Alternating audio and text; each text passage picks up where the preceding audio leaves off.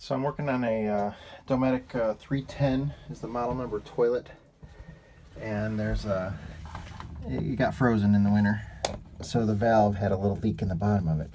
But I watched another video on how to remove this valve from the toilet, and there's a top and a bottom. They get squeezed together and then you pop it out. But that video that I watched mentioned nothing about a screw that comes in from the back side that holds it in place. I kept trying to pop it out and pop it out. But there's a screw around the back side in the corner.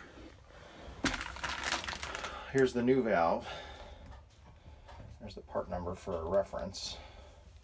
And I'll open it up here.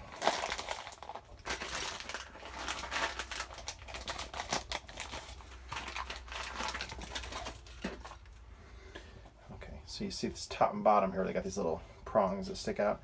You got to squeeze those together to pull it out.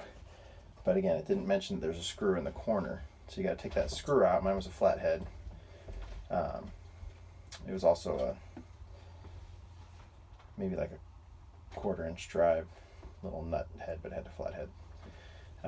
So I'm going to replace this valve because mine was cracked right on the bottom down here and had a little bit of a leak on it. So again, this is for the Dometic 310.